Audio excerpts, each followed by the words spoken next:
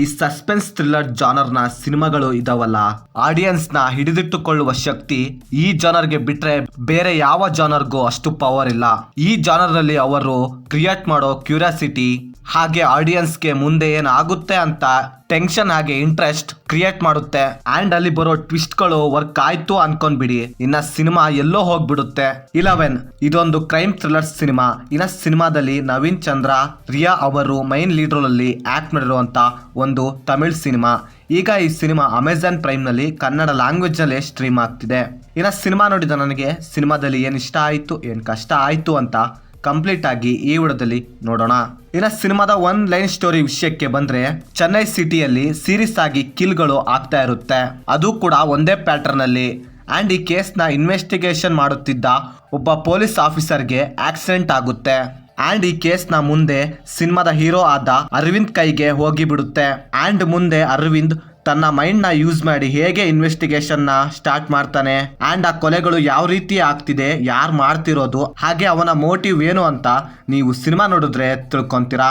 ಇನ್ನ ಸಿನಿಮಾದಲ್ಲಿ ನನಗೆ ಪಾಸಿಟಿವ್ ಅನ್ಸಿದ್ದಂದ್ರೆ ಇದರ excellent writing. Literally heavy strong ಆಗಿದೆ ಇದರ ರೈಟಿಂಗ್. ಸಿನಿಮಾದಲ್ಲಿ ಸ್ಟೋರಿ ಸೆಟಪ್ಗೆ ಸ್ವಲ್ಪ ಟೈಮ್ ತಗೊಂತಾರೆ. ಅಂಡ್ ಮುಂದೆ ಸಿನಿಮಾದಲ್ಲಿ ಟ್ವಿಸ್ಟ್ ಗಳು ರಿವೀಲ್ ಮಾಡ್ತಾರೆ. ಒಂದ್ರ ನಂತರ ಇನ್ನೊಂದು ಆ ಟ್ವಿಸ್ಟ್ ಗಳನ್ನ ನೋಡಿ ಫುಲ್ ಸ್ಟನ್ ಆಗಿ ಹೋಗ್ತೀರಾ.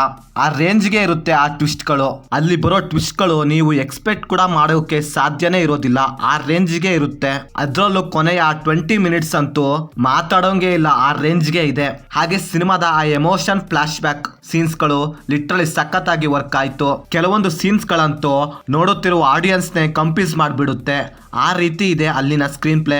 ಹಾಗೆ ಸಿನಿಮಾದ ಎಡಿಟಿಂಗ್ ಹಾಗೆ ಸಿನಿಮಾಟೋಗ್ರಫಿ ವೆಲ್ ಬ್ಯಾಲೆನ್ಸಿಂಗ್ ಆಗಿದೆ. ಹಾಗೆ ಸಿನಿಮಾದ BGM ಕೂಡ ಚೆನ್ನಾಗಿದೆ, ನಾಟ್ ಬ್ಯಾಡ್. ಇನ್ನ ಸಿನಿಮಾದಲ್ಲಿ ನನಗೆ ನೆಗೆಟಿವ್ ಅನ್ಸಿದ್ದಂದ್ರೆ ಇದರ ಫಸ್ಟ್ ಹಾಫ್ ನ 20 to 30 ಮಿನಿಟ್ಸ್ ಫುಲ್ ರೊಟೀನ್ ಅನ್ಸ್ಬಿಡುತ್ತೆ.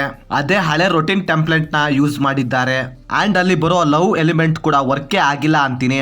ಇನ್ನ ಸಿನಿಮಾದ ಪರ್ಫಾರ್ಮೆನ್ಸ್ ವಿಷಯಕ್ಕೆ ಬಂದ್ರೆ, ಸಿನಿಮಾದಲ್ಲಿ ಹೀರೋಯಿನ್ ನ ಒಬ್ರನ್ನ ಬಿಟ್ಟು ಇನ್ನ ರಿಮೈನಿಂಗ್ ಆಕ್ಟರ್ಸ್ ಆಕ್ಟಿಂಗ್ ಚೆನ್ನಾಗಿತ್ತು. ಇನ್ನ ಓವರ್ ಆಲ್ ಆಗಿ ಹೇಳೋದಾದ್ರೆ ಇದೊಂದು ಒಳ್ಳೆ ಸಿನಿಮಾ. ನೀವೇನಾದ್ರೂ ರಾಕ್ಷಸುಡು ಮೂವಿ ರೇಂಜ್ಗೆ ಯಾವ್ದಾದ್ರು ಮೂವಿ ಎಕ್ಸ್ಪೆಕ್ಟ್ ಮಾಡ್ತಿದ್ರೆ ಈ ಸಿನಿಮಾನ ಮಸ್ಟ್ ಟ್ರೈ ಅಂತೀನಿ. ಇನ್ನ ಸಿನಿಮಾನ ಫ್ಯಾಮಿಲಿ ಜೊತೆ ನೋಡ್ಬೋದಾ ಅಂದ್ರೆ ನೋಡ್ಬಹುದು, ಯಾವುದೇ ಬ್ಯಾಡ್ ಸೀನ್ಸ್ ಇರೋದಿಲ್ಲ.